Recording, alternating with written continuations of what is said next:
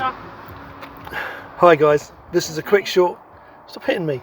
Quick short for the cookware charity shop challenge.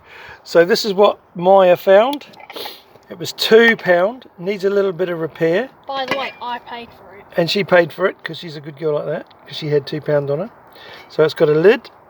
It's got a Tefal pan.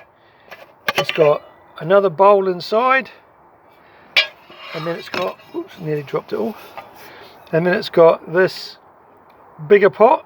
The only thing it's missing is like the handle thing that you clip on, which we can makeshift do. But we'll have a makeshift do, or if someone's got a spare one that they don't need, it'll be gladly received. But what do you think of that, Mick? And what do you think of that Benny Bushcraft?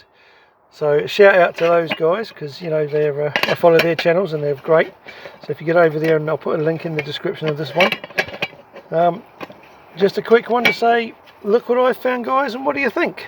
Now let me show it off.